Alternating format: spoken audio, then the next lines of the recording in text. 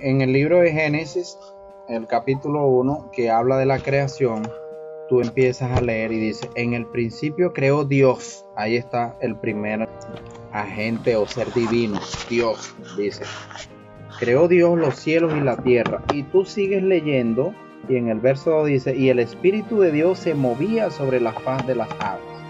¿El Espíritu de quién? De Dios, de ese Dios que habló allí el verso 1.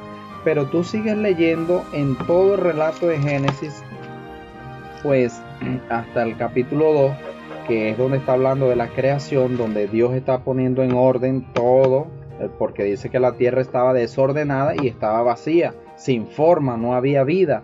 Y Dios comienza a ordenarla y a introducir en ella todo lo que el ser humano necesita para vivir. Pero en todo ese relato tú no encuentras a tres creando, no señor. Ahí encuentras a Dios y el Espíritu de Dios. Ahora nosotros tenemos que ver con la Biblia quién es el Espíritu de Dios. Ahora esto nos lleva a los textos que hablan de la creación. Por ejemplo, Juan 1.1, ¿sí? Y en Juan 1.1, el texto bien conocido por todos, donde dice, en el principio era el verbo, y el verbo era con Dios, y el verbo era Dios. Verso 2, este era en el principio con Dios.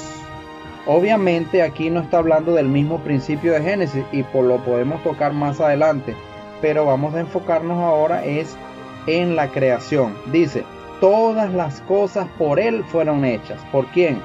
Por el verbo, la palabra de Dios, el logos. ¿Ve? La expresión corpórea del Padre.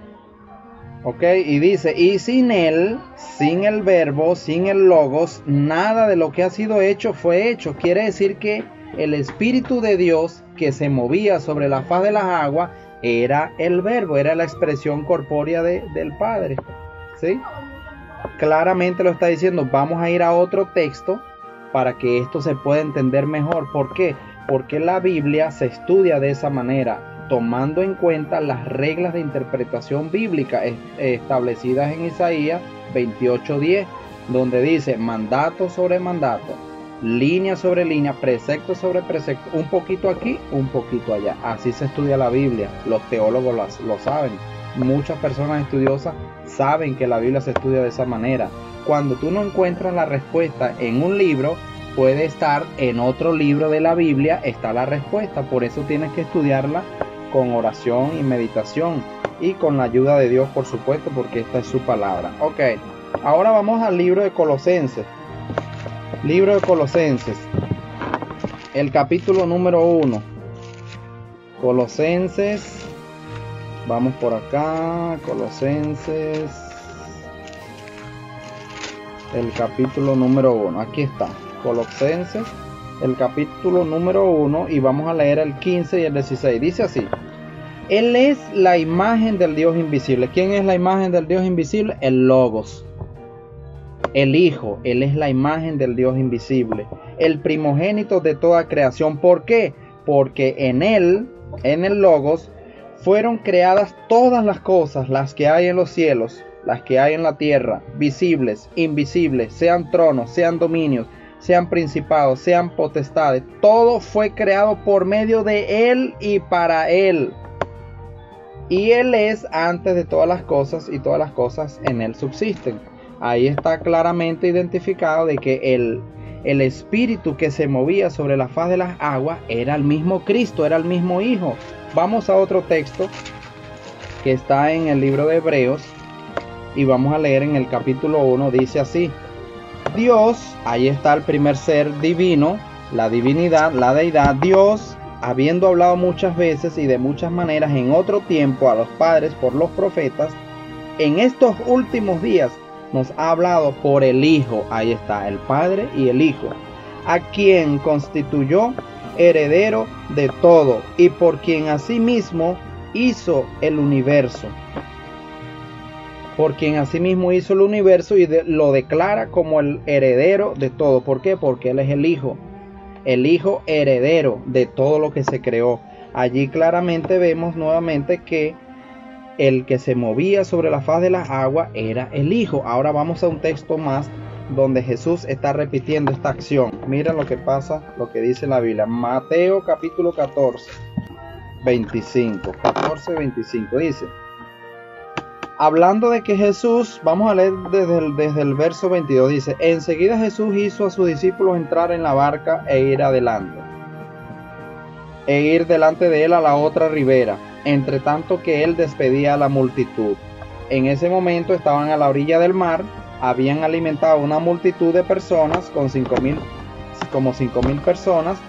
Jesús le dice a sus discípulos que suban a la barca, que se vayan a la otra ribera, es decir, la otra orilla, entre tanto que él despedía a la multitud. Despedida la multitud, subió al monte a orar, aparte. Y cuando llegó la noche, estaba allí solo, es decir, lo agarró la noche orando. Los discípulos, ¿dónde estaban? En la barca, en el mar. Y Jesús estaba ¿dónde? En el monte, orando. Y ya la barca estaba en medio del mar, azotada por las olas, porque el viento era contrario. Mas a la cuarta vigilia de la noche, Jesús vino a ellos andando sobre el mar. El Espíritu de Dios se movía sobre las aguas.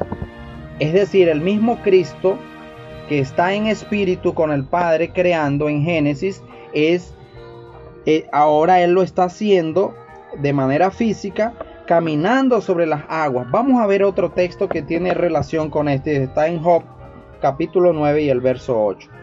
Mira qué hermoso es entender la palabra de Dios. Job, el capítulo 9 y el verso 8. Job, el capítulo 9 y el verso 8. Dice así la palabra de Dios de esta manera. ¿Tiene relación con lo que acabamos de explicar? Sí. Dice: Él solo extendió los cielos y anda sobre las olas del mar. ¿Es la misma acción que se ve en Génesis 1 o 2? Sí, el Espíritu de Dios se movía sobre la faz de las aguas. Y en Mateo capítulo 13 dice que Él anduvo sobre el mar. Es la misma acción. Vamos a ir a otro texto que nos abre más la mente para entender quién es el Espíritu de Dios. Vamos a ir al libro de 2 de Corintios, el capítulo 3 y el verso número 17. Mira cómo dice la Biblia, y este nos lleva a otro texto, 2 de Corintios capítulo 3 y el verso número 17. Dice así: porque el Señor es el Espíritu, y donde está el Espíritu del Señor, allí hay libertad. ¿Quién es el Espíritu? El Señor. Ahora, ¿quién es el Señor? ¿Podemos nosotros saber quién es el Señor? Vamos a ir a otro texto, 1 Corintios capítulo 8 y el verso número 6, para ver quién es el Señor. Y el mismo apóstol Pablo está diciendo que el Señor es el Espíritu. Ese Espíritu que se movía sobre la faz de las aguas es el Señor. 1 Corintios el capítulo 8 y el verso 6 dice así: para nosotros, sin embargo, solo hay un Dios, el Padre, del cual proceden todas las cosas, y todos nosotros somos para Él, y un Señor, Jesucristo, por medio del cual son todas las cosas y nosotros por medio de Él. Alabado sea el nombre de nuestro Dios. Allí vemos claramente que el Espíritu que se movía sobre la faz de las aguas es el Señor. Y Pablo dice que el Señor es Jesucristo. No hay espacio aquí para la duda.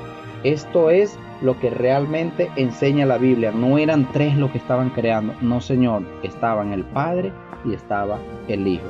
Dios les bendiga.